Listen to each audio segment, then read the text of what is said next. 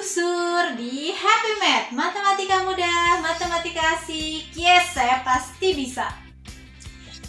Oke, seperti janji Ibu di video sebelumnya, kita akan bahas tentang makanan enak. Oke, bukan ya. Kita akan membahas lebih lanjut tentang aljabar, aljatim, aljateng. Bukan ya. Tapi di video kali ini kita akan bahas lanjutan dari aljabar sebelumnya, yaitu kita akan bahas jenis suku dan juga banyaknya suku pada bentuk aljabar, serta kita akan bahas lebih jelas mengenai bentuk-bentuk dalam kehidupan sehari-hari tentang aljabar ini. Sudah siap kan belajar dengan Busur? Yuk kita mulai! Tunggu dulu, sebelum lanjut jangan lupa ya subscribe dulu channel ibunya. Subscribe itu gratis loh ya. Terima kasih yang udah subscribe, yang belum jangan lupa subscribe dulu, oke?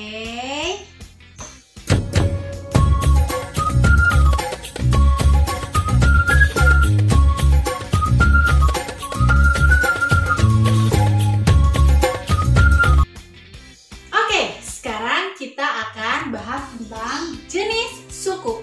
Ada suku apa saja sih? Ada suku Dayak, ada suku Asmat. Wow, kita sedang belajar matematika, bukan sedang belajar IPS. Oke, serius lagi ya. Nah, di video sebelumnya Ibu sudah bahas tentang variabel, koefisien, kemudian konstanta. Nanti ditonton lagi ya biar lebih jelas. Nah, jenis suku di sini, misal tadi Ibu bilang, sebelumnya Ibu pernah bilang bahwa ada kata kunci dari aljabar itu adalah variabel, dan variabel itu biasanya berupa huruf. Hurufnya boleh kalian pakai dari A sampai Z ya. Nih, misalkan Ibu beri contoh yang lain ya. Misalkan contohnya adalah 3A. Nah, 3 ini berarti dia ada berapa sukunya? Ada satu suku ya, yaitu 3A saja. Nah, ini disebutnya dengan monomial. Mono itu satu ya, berarti hanya satu suku atau suku tunggal.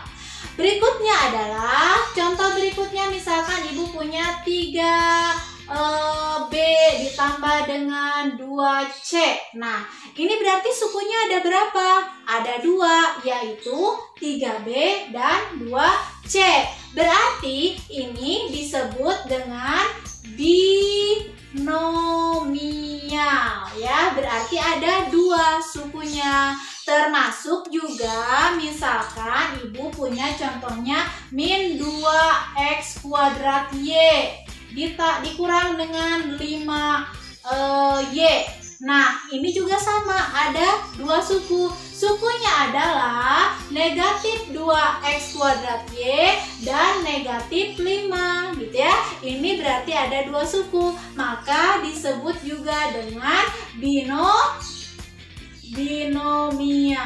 ya. Jadi kalau hanya ada 2 suku itu disebutnya binomial. Berarti kalau ada 3 suku, contohnya misalkan kayak gimana kalau 3 suku? Misalkan 4K ditambah dengan 5L dikurang dengan 2P.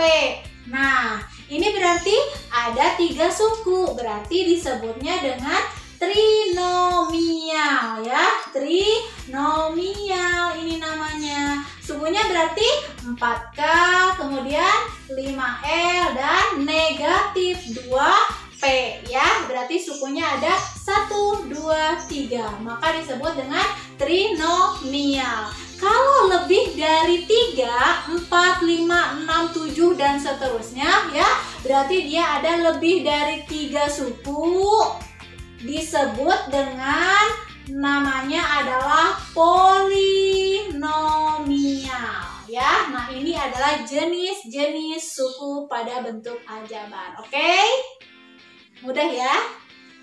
Oke, sekarang kita akan bahas tentang suku sejenis. Apa sih suku sejenis itu? Yang bagaimana? Itu loh Bu, yang kiri-kiri dan kanan-kanan. Bukan ya, itu kaki kiri dan kaki kanan.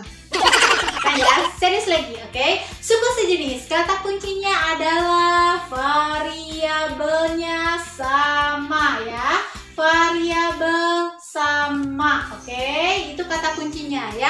Jadi kalau kalian menemukan di bentuk aljabar yang variabelnya sama, maka itu disebut dengan suku sejenis. Ibu beri contoh ya. Misalkan ibu punya 10x kuadrat Y, maka ini sejenis dengan min 3x kuadrat Y. Ya, tuh kenapa? Karena dia memiliki variabel yang sama, yaitu variabelnya adalah x kuadrat Y, dan ini juga sama, x kuadrat Y, berarti sejenis. Bagaimana kalau dengan ini? Misalkan min mn kuadrat, apakah dia sejenis? Apakah dia sejenis dengan n kuadrat m?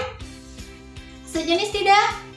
Sama enggak? Mn kuadrat dengan m kuadrat m? Sama ya. Ini kan artinya, adalah m dikali dengan n kuadrat. Pakai negatif kan depannya ya. Ini juga berarti sama, n kuadrat dikali dengan m. Dan ingat, pada perkalian di video sebelumnya ibu jelaskan di bilangan bulat ya, nanti dicek lagi, bahwa dalam perkalian itu berlaku sifat komutatif, bolak-balik, a kali b sama dengan b kali a. Jadi m dikali n kuadrat itu sama dengan n kuadrat dikali m ya. Jadi ini sejenis. Oke, boleh dibalikan.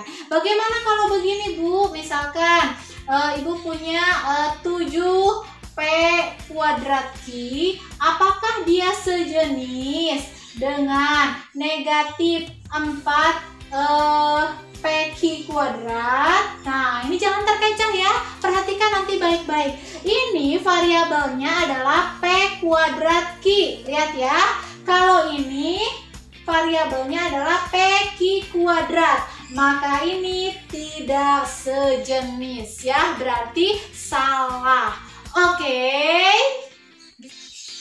Baiklah, dari penjelasan ibu sebelumnya tentang jenis suku pada bentuk aljabar, maka kalian akan bisa menentukan banyaknya suku pada bentuk aljabar. Yuk, kita akan bahas bareng-bareng ya. Nih, tentukan banyaknya suku dari bentuk aljabar. Yang nomor 1, ada berapa sih sukunya? Ada 2 Bu, buat jalan bukan ya. Nah, tapi ada berapa? Kita hitung bareng-bareng ya. Ada 1, 2, 3. 3? Oke, berarti apa saja? 3x kuadrat. Kemudian negatif ya, lihat depannya, negatif 5y kuadrat dan juga 3 ya. Berarti ini ada 3 suku ya. Oke. Nah, kalau ibu tanya variabel x kuadrat, ini variabelnya ya, sudah kita bahas sebelumnya. Variabelnya x kuadrat, berapa koefisiennya? Koefisiennya berarti 3 ya. Kalau ibu tanya, ini adalah variabelnya y kuadrat, berapa koefisiennya? 5. Salah ya, tapi negatif 5 ya. Jadi ambil depannya juga. Berarti yang 3 ini disebutnya apa? Ingatkan kembali di video sebelumnya, yaitu konstanta ya. Selanjutnya yang nomor 2-nya, ada berapakah suku dari bentuk aljabar ini? 1, 2, 3, 4. 4 Bu, betulkah itu? Jawabannya adalah salah ya. Kenapa? Coba kalian perhatikan baik-baik di sini. Adakah suku yang sejenis? Ada? Oke, suku sejenisnya apa? Suku sejenis sudah dijelaskan sebelumnya, yaitu yang memiliki variabel yang sama. Yaitu, mana sih variabelnya? Ini loh Bu, variabelnya nih. Ada yang variabelnya sama, boleh kalian operasikan dulu atau disederhanakan dulu ya. Berarti ada di sini 4 dan negatif 2. Berarti boleh kalian kurangkan dulu. 4 dikurang 2 berapa? 2 ya. Jadi ini bisa disederhanakan jadi 2a pangkat 3. Kalau yang b kuadratnya ada lagi nggak? Nggak ada. Berarti biar tulis ulang 5b kuadrat dan sisanya negatif 5. Berarti ada berapa dong kalau begitu sukunya? Ada 3 suku ya, yaitu 2A pangkat 3, negatif 5B kuadrat, dan negatif 5. Oke, mudah kan? Oke, dalam kehidupan sehari-hari kita akan banyak menemukan contoh aljabar ya, atau penerapan aljabar dalam kehidupan sehari-hari ya. Contohnya akan Ibu berikan salah satu contohnya. Misalkan seperti ini. Busur memiliki 3 peti emas batang. Wow, kaya Ibu ya. Amin. Akan dibagikan kepada murid-muridnya. Mau kalian?